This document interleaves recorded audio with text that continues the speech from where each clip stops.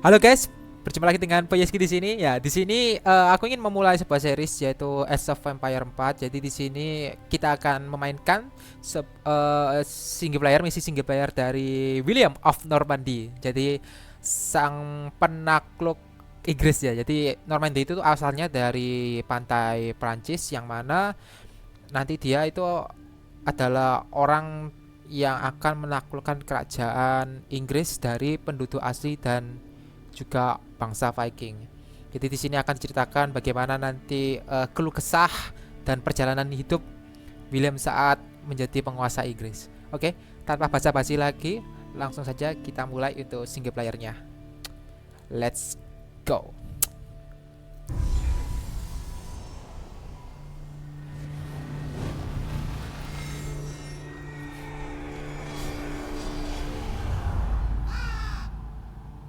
Some events leave a deep mark on history, but none on the land. This is the site of the Battle of Hastings. After almost 1,000 years, no traces of the bloody conflict can be seen. But here, the fate of England turned. It's where a king was killed, and his victor claimed the throne.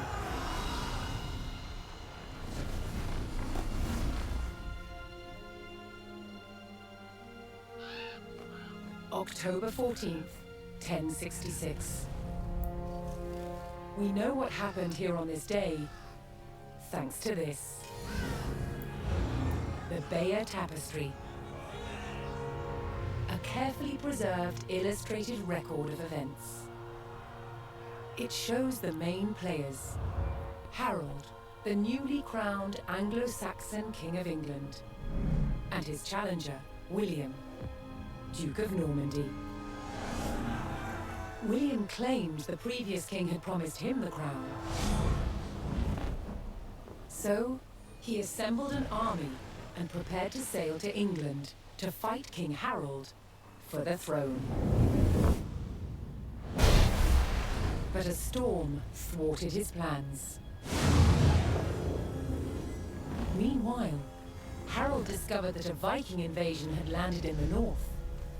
Another threat to his crown, so he raced to fight them. In France, William waited for the right conditions to sail across the Channel to England.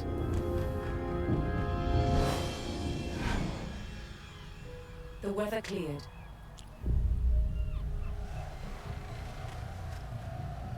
He seized his chance.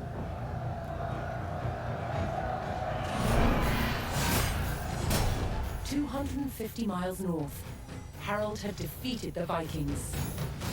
Now, hearing of William's arrival, his army sped south. At 9 o'clock in the morning, on this hill, William's Norman army were ready to do battle with Harold's Anglo-Saxon men. The stage was set, and up for grabs, England itself.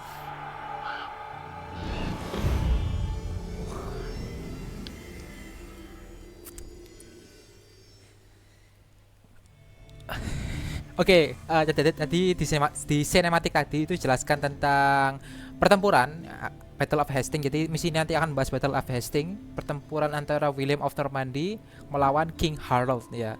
Jadi setelah King Harold tadi melawan dan berhasil mengusir Viking dari kerajaan Inggris, maka dia harus pergi ke selatan untuk menggagalkan rencana William of Normandy untuk menguasai kerajaan Inggris. Jadi ayo kita langsung saja kita mulai misinya.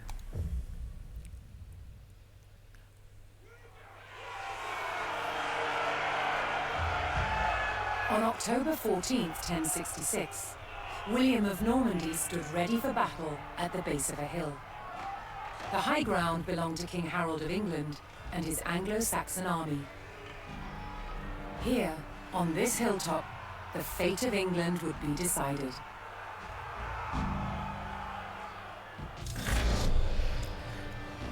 Oke, jadi ya ini pertempuran pertama, jadi anggap aja ini mungkin bisa dibilang tutorial untuk fightingnya. Nah, sebelum kita mulai, ada beberapa hal yang mungkin ingin aku sampaikan, mungkin bagi kalian yang belum tahu ya. Untuk unit, jadi di sini kan ada elevation atau perbedaan ketinggian di sini. Unit yang ada di ketinggian atas itu biasanya akan memberikan damage yang lebih tinggi kepada unit yang ada di bawah.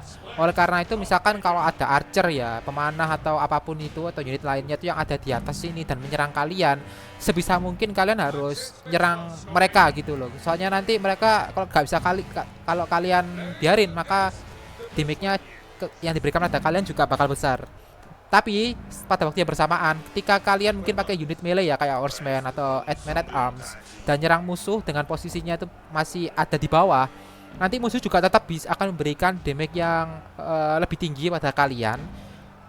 Oleh karena itu nanti tetap hati-hati. Jadi ingat-ingat untuk hal tersebut. Jadi mungkin nanti kalian misalkan tarung gitu loh kok jumlahnya sama tapi apa tuh namanya kok aku kalah ya mungkin karena perbedaan saat ini. Oke, langsung saja kalau gitu. Nah, sebelum kita mulai aku ingin masukkan unit ini ke apa tuh control group. Nah, control group itu apa? Jadi nanti jika kalian ingin masukkan control group itu pencet ini ya, di blok dulu, pencet shift lalu pencet angka yang ada di atas keyboard kalian. Misalkan di sini aku pencet 2 dan untuk King Harold aku pencet 1. Nah, gunanya apa? Jika misalkan aku berada di bagian lain ya, di map ya. Nanti aku pencet angka yang sudah aku assign di sini. Kita langsung ke teleport nanti. Pencet 2 kali nanti ke teleport. Nah, juga ini gunanya nanti kita bisa nge-select unit di sini satu ya. Jadi misalkan sini ada King Harold, ada ya Man at Arms, ada berkuda horseman di sini. Kita bisa nyala salah satu apa tuh namanya karakternya dengan asalkan sudah di-assign di sini. Jadi misalkan sini satu. Nah, akhirnya saya nge-select Duke William ya di sini ya, bisa kelihatan ya. Nah, oke. Jadi untuk Duke William di sini dia tuh punya pasif yaitu healing, jadi fortitude. Oh ya, sebelumnya saya mau pindahkan campnya dulu, mungkin nggak jelas nanti. Sebentar, kita taruh di sini aja. Oke, atau ya sini ya mungkin ya. Oke, langsung saja mungkin bisa atau atas ya, atas mungkin. Sini aja, oke. Nah, jadi apa tuh namanya King William di sini itu punya heal atau regen di sini. Lalu dia juga punya skill aktif yaitu meningkatkan attack speed untuk hero untuk karakter untuk unit range archer kayak archer di sini atau mungkin ada unit-unit range lainnya dan juga meningkatkan damage kepada melee damage untuk pasukan melee kayak horseman dan juga swordsman. Oke, langsung saja kalau gitu langsung kita serang aja. Nama perlu basa-basi. William's Norman army made the first charge, launching a direct assault on the shield wall. Oke, kita select William, kita meningkatkan attack speednya. Walaupun nggak guna ya, mungkin ya, nggak tahu juga.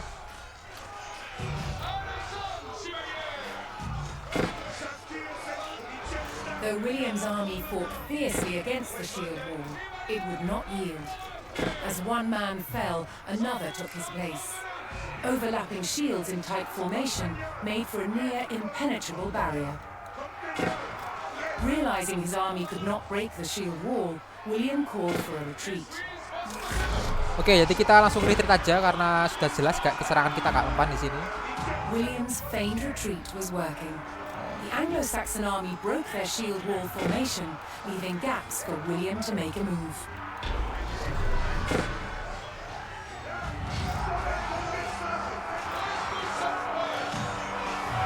Oke, ini ada Grombol. Ya kalau misalkan ada unit Grombol ini pastikan setidaknya tuh arahkan ke belakang ya guys ya. Setidaknya jangan sampai Grombol. Sebisa mungkin.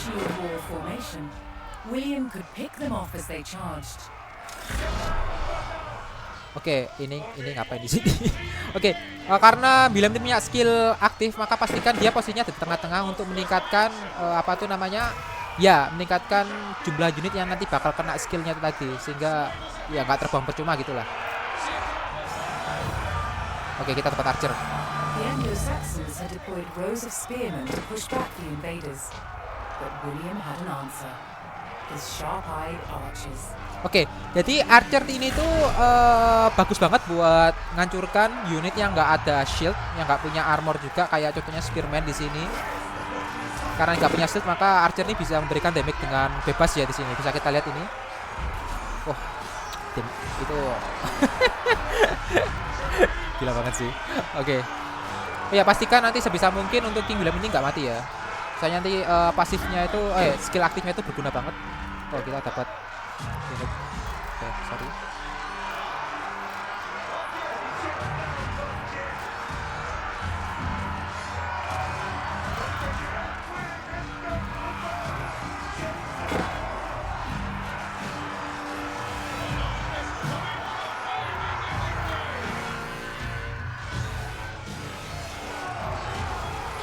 Anglo-Saxon archers joined the fray, and the Normans' deadly cavalry ready to charge. But first, William's forces had to eliminate the enemy spearmen, whose sturdy polearms could easily bring down a horse. Ya, kita dengarkan dulu William. Oke, kita keluarkan. Oke, langsung aja kita majukan ini unit yang baru datang, yaitu Swordsman.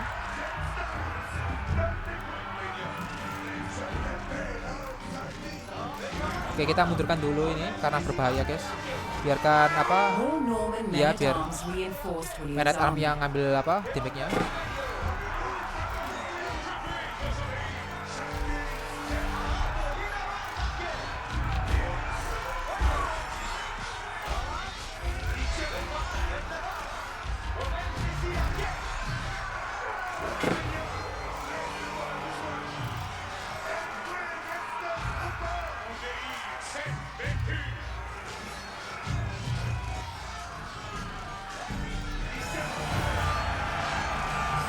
With the threat of spearmen cleared from the field, William's cavalry was free to charge at the Anglo-Saxon archers.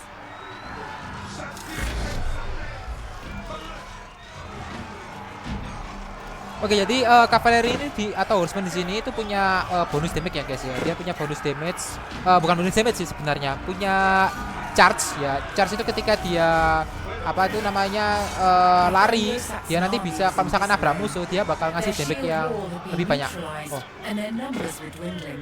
Now the only thing standing between William and victory was King Harold himself.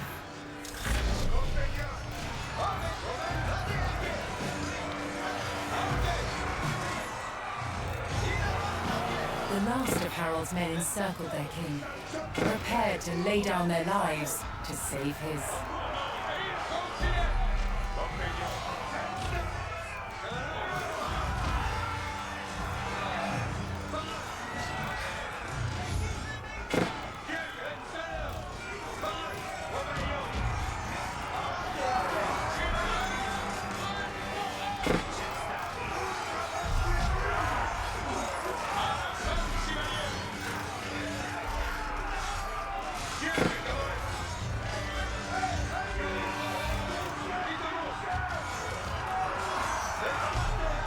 langsung aja kita lock aja King William, King Harold di sini.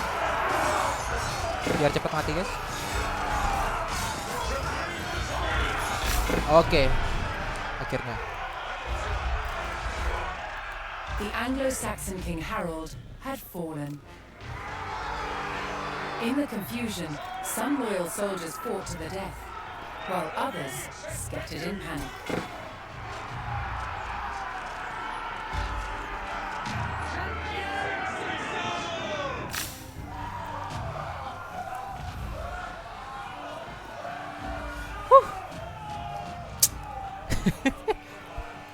Leaderless and defeated, the last of the Anglo-Saxon army fled for their lives.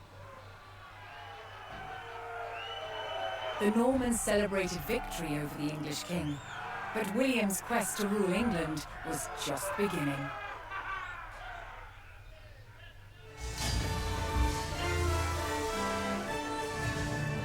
Oke, akhirnya menang. Jadi misi ini tuh mungkin lebih ke arah tutorial ya, jadi kayak ngasih tahu eh, unit composition lalu counter-counteran. Jadi sebagaimana yang sudah diketahui tadi, Archer itu dia kuat banget untuk ngekite. Ngekite itu kayak nyerang terus lari, nyerang lari kayak ngececil musuh gitu. Kalau di MOBA namanya itu apa ya? Poke, mungkin ngepok musuh. eh Si Archer ini juga dia tuh bagus banget buat ngancurin musuh yang nggak punya pertahanan bagus, kayak misalkan Spearman karena dia nggak punya shield ya. Jadi itu bakal kewalahan buat ngelawan apa tuh Archer, apalagi dia nggak bisa lari. Nah, sedangkan si Archer sendiri itu bakal kewalahan buat ngelawan Swordsman karena Swordsman di sini kan punya tameng ya. Jadi untuk pertahanan dia bakal kuat banget buat nge-TB, ngetahan apa itu namanya, ngetahan serangannya si Archer. Nah, tapi Archer ini juga dia tuh bakal lemah kalau misalkan nggak ada front line, yaitu entah itu Spearman atau apa itu Swordsman yang lindungi dia dari Horseman atau kavaleri jenis lainnya. Jadi ya, oleh karena itu hati-hati kalau misalkan pakai unit jarak jauh. Nah, lalu apa tuh namanya, Horseman sendiri dia tuh kuat buat ngelawan rata-rata semua unit. Jadi dia kuat terutama buat ngelawan Archer karena ya tadi dia juga lumayan oke buat ngelawan si apa tuh namanya, Man at Arms karena punya itu ya apa namanya, charge bonus tadi itu namanya. Buat nyeruduk, atau orang aku nyebutnya nyeruduk sih, bahasa Indonesia nyeruduk gitu. Nah, tapi Horseman ini tuh dia kuat banget. Mohon maaf, dia tuh lemah banget kalau ngelawan Spearman karena Spearman itu dia kan bisa nahan gini ya. Dan itu ketika lagi mode brave atau mode tahan ini, ketika diserang sama si apa tuh Horseman, dia mode seruduk atau mode charge-nya tadi bakal hilang. Jadi nggak bakal ngasih bonus damage ke Spearman-nya, dan juga si Spearman ini bakal ngasih bonus damage ke si apa tuh Horseman. Oleh karena itu hati-hati kalau misalkan kalian pakai unit komposisinya itu kebanyakan Horseman atau Cavalry jenis lainnya, lalu musuh kalian nanti pakai apa tuh namanya si Spearman ya. Jadi hati-hati. Oke, mungkin itu sih untuk episode pertama kita ya. Nah, jika kalian suka dan tertarik buat melihat apa itu namanya episode selanjutnya, maka jangan lupa like, comment, dan subscribe, dan juga stay tune buat video selanjutnya. See you next time. Bye bye, bye Boyeski.